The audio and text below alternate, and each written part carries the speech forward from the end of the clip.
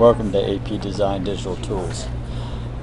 This is going to be a build off of the perforated skins. Once you kind of create this, you might wonder kind of how do I apply that to a surface, a custom surface. So let's cover that right now. So let's imagine that we have a custom surface, so something like that. And what you're going to do is in Grasshopper you'll target that surface. Go ahead and hide it.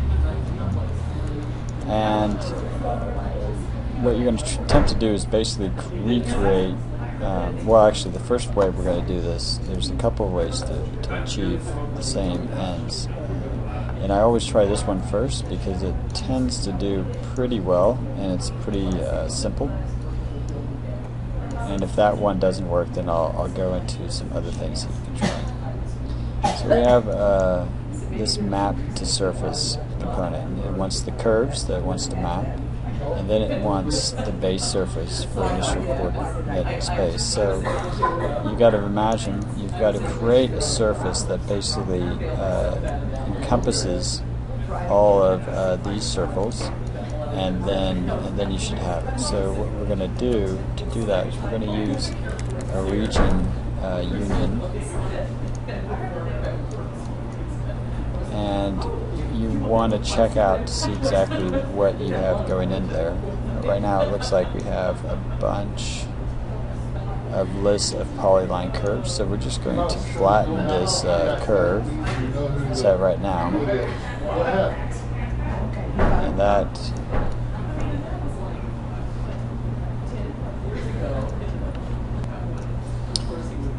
once we've flattened that, all those curves, it should create essentially one polycurve, and then we're just going to apply a surface to that.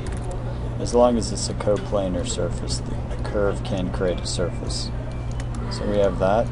So this is going to be our source surface, and then we will apply our target surface.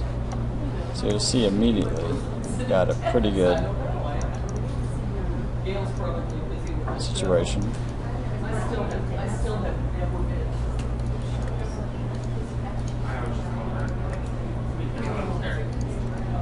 Alright, so that's not bad. So that's one way, and we'll go ahead and create a second way of doing this. So this may get you exactly what you want, but let's imagine that it doesn't. So I'm just going to copy this, and we will do another one down below. Get rid of that. Alright, so this one will be a little bit more sophisticated. Essentially we're going to create the same kind of grid, but onto the surface. And we're going to replace a few of these components with the new ones. So I'm going to create an ISO trim, basically dividing this surface into a series of, or a grid. I'm going to use the same EX, I'll use that for the U, and the EY will be our V. Plug in our surface into that. This is essentially a domain, and the subsurface needs a domain, so I'm going to plug that in there. What we'll see, turn that one off.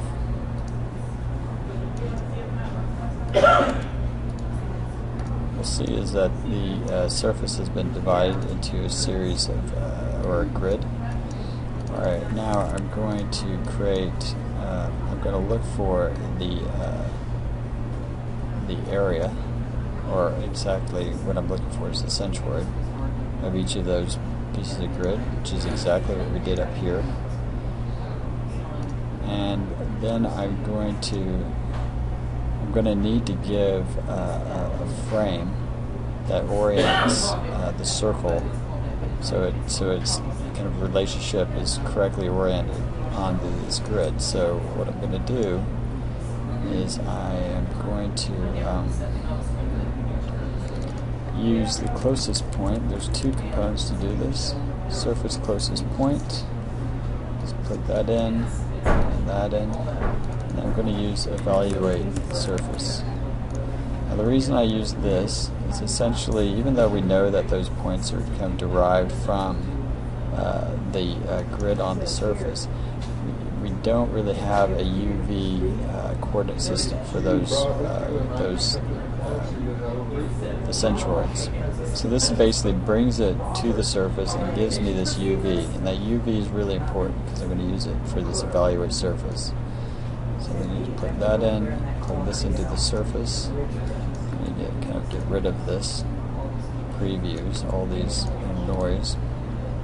Alright, so now the last step before I start plugging anything in is I want to make sure that I have the same kind of information going in to each of these. So if we look at what's going on here into our circle, this looks like one humongous list.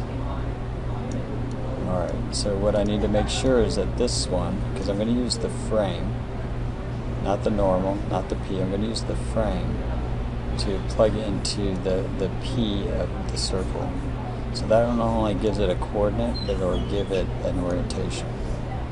Alright, so if we look at this, it looks like we're in good shape. It looks like we have exactly the same type of information going in there. Alright, so we're just going to plug that in, and we'll turn this on. And we'll see that now, let's look at kind of the difference between the two. So this one, we have circles, perfect circles. Now they're doing a little overlapping because the grid that we have has kind of been stretched. What was a square grid is now being stretched over a rectilinear surface. And then let's look at what we have when we do this.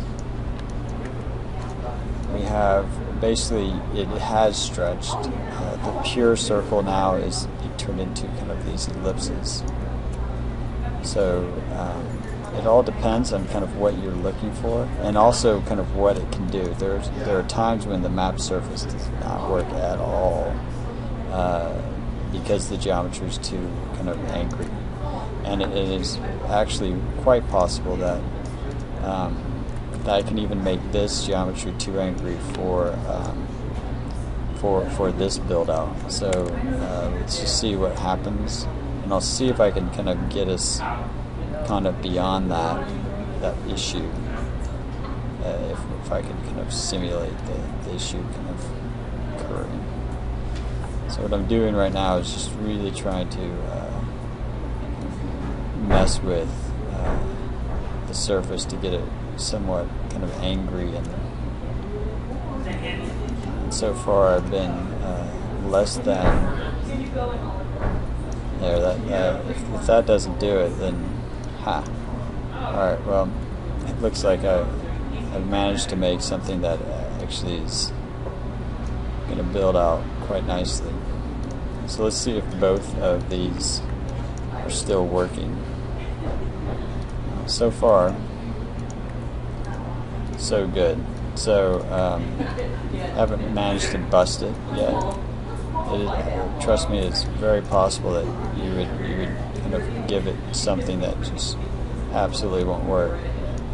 But I'm really being fortunate right now. So anyway, so this one, it's going to stretch it. This one is if you want to kind of hold on to kind of pure geometry, and perhaps it could be used for troubleshooting.